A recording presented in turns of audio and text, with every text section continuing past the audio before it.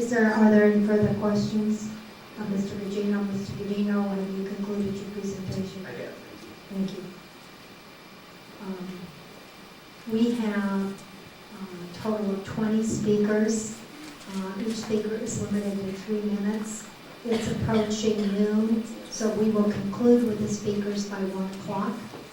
And with that, I'm going to ask you to come up to the dais. Please be respectful, and please make sure all testimony is pertinent and not repetitive so that the matter can be handled fairly and expeditiously. And abide by the rules of civility.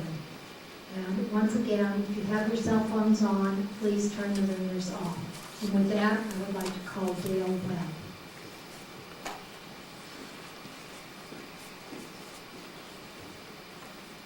Good morning, everyone.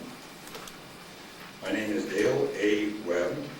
My wife and I have lived at 7700 East Calle Los Arboles in the Sabino Business Subdivision for 40 years. My kids, my grandkids, my great-granddaughter goes to the first grade at Sabino, or at September. I guess I was surprised that there wasn't going to be hundreds of people here today. I expected that. But most of them have given up after we heard about the compromise, I guess. I couldn't in my own self forgive myself if I didn't come up and actually present my thoughts on this subject. So here I go. I believe I have spoken at all but one of the meetings that concern this, in my mind, outrageous rezoning of properties at Sabino Canyon. I have mentioned all the obvious problems that come with extreme high-density rental properties, including water problems, traffic, school overload, parking, extreme loss of value of homes, increased crime, etc. This week I did a few hours research on the favorite theme and concept of environmentalists, socialists, and apparently the Pima County Board of Supervisors, and that is infill. So according to HUD and the Municipal Research and Services Center of Washington and the Grady Pridgeon Real Estate Corporation, and I'll quote, infill development is the process of developing vacant or underused parcels within existing urban areas and city limits that are already largely developed, have existing transportation systems, and normally are within walking distance of local shopping centers.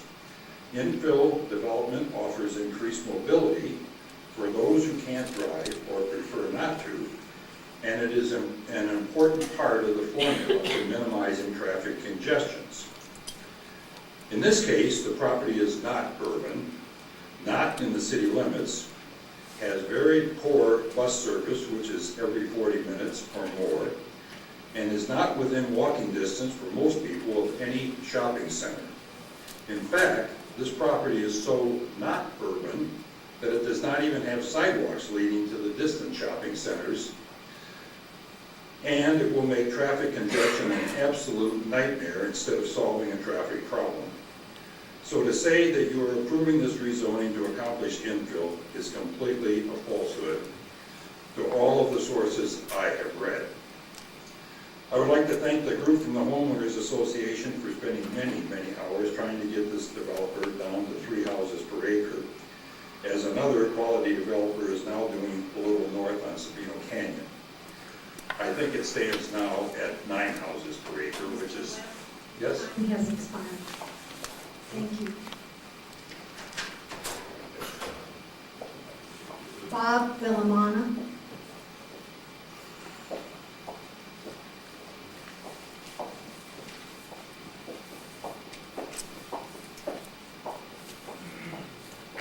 Thank you very much. My name is Bob Villamana. I'm a certified specialist in real estate by the State Bar. I am not appearing as an attorney. I'm not representing anybody here except myself. My address is 3181 North Row. My wife and I have lived there for over 20 years. And in fact, to show you I'm not representing anyone, my wife is going to be speaking in opposition to this in a few minutes. I apologize to Mr. Gugino already. But I was one of the participants in the... You're going home alive. I took up your... I expect to lose about 20 pounds in the next couple of weeks. But seriously, I was approached by different neighbors, including some people from the Joint Neighborhood Committee, in part, I believe, because as a real estate lawyer, my practice has been in negotiation for many, many years.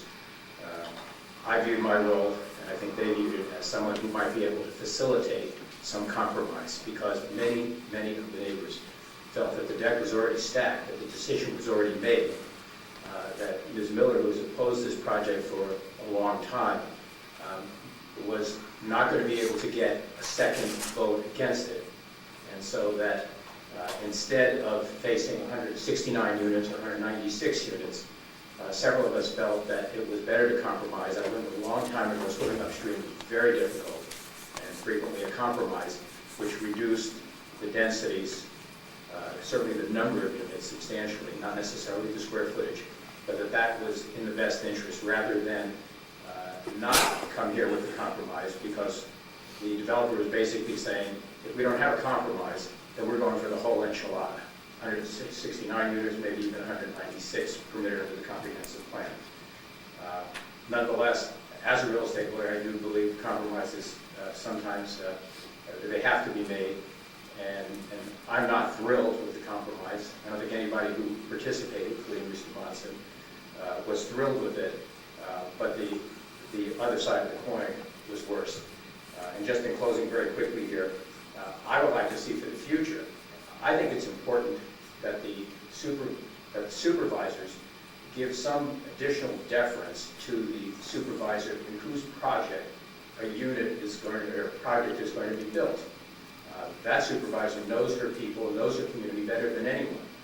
And I find it a little offensive that someone on the east side of town would dictate what goes on the far west side, just like I find it offensive that people on the west side would tell people on the east side what's in their best interest.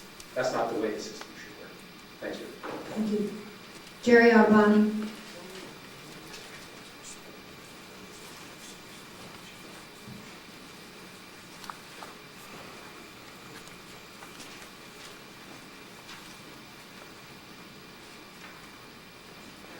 Madam Chairman and Board of Supervisors, my name is Geri Ottoboni, and I live in Oro Valley, that far, far away north of this particular area. This is a very interesting project. The houses that are already there are on like about 1.5 to 1/4 acre lots. This project will completely change the area because they are so close together, like LA, that they are not a fit for the community. The original homes will become devalued with the density and zoning. The Planning and Zoning Commission also voted against it. Also, traffic will be over capacity or whatever. They weren't able to really understand what that was going to be all about. How can you vote for this, especially when the road money for District 1 was swept away? There will be no money for these roads, so this would be a no-brainer. I read that this particular area used to be in Ray Carroll's district. It was changed with redistricting. Doesn't Mr. Carroll have any concerns or feelings for these former constituents, all of them, not just 5 of them? That speaks volumes if he were to vote in favor of this particular project. How can you possibly vote yes when the residents of this area have 500+ signatures against this project? And I understand from an article that there are also approximately 500 signatures from this project from people who live in, like me, Catalina, on the other side of Oro Valley, on the other side of the world. You can't get there from here there. Southwest and southeast areas. They're not even near this project. I wonder what that is all about. Now, Mr. Carroll voted no against another housing development in District 1, where the neighbors were fine with the development. So I'm going to presume, since this was also in District 1, that Mr. Carroll would vote no again. So if there is going to be a yes vote, are you going to give back the road money to District 1? I also read that 2 no votes will stop this development. Since it is a supermajority, I am presuming that Allie Miller and Ray Carroll, the 2 Republicans, will step up and vote no. Thank you.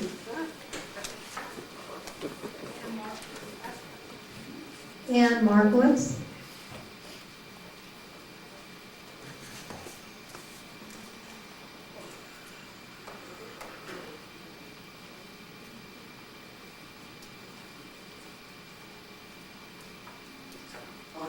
My name is Ann Markowitz. I live at 3776 North Creekside Place, which is in the Sabino Creek development.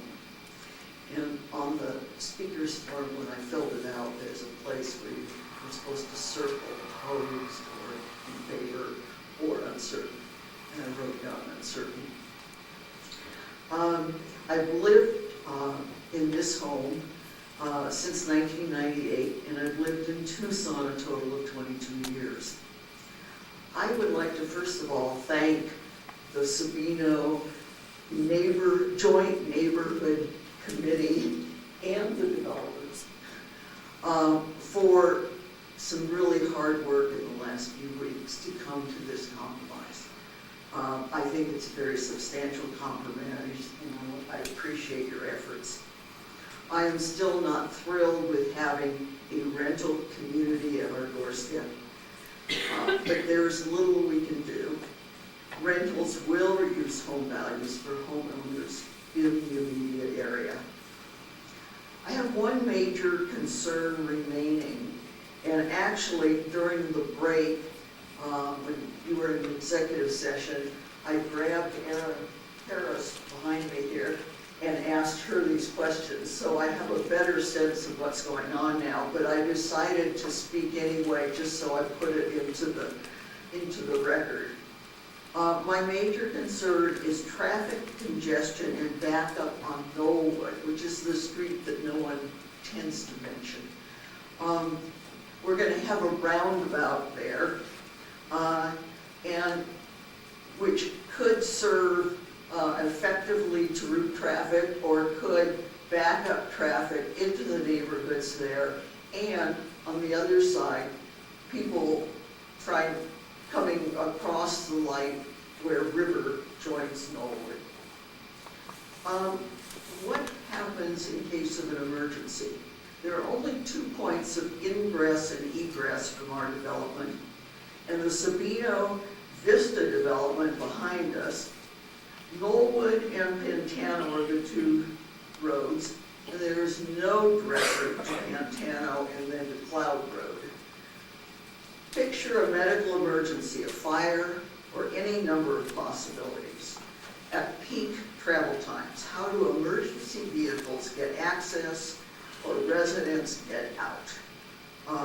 Is there a written emergency plan that will be shared with residents, and who is going to address these questions? Thank you for your time. Thank you, Ms. Markowitz, and those are good questions. Linda Pollock.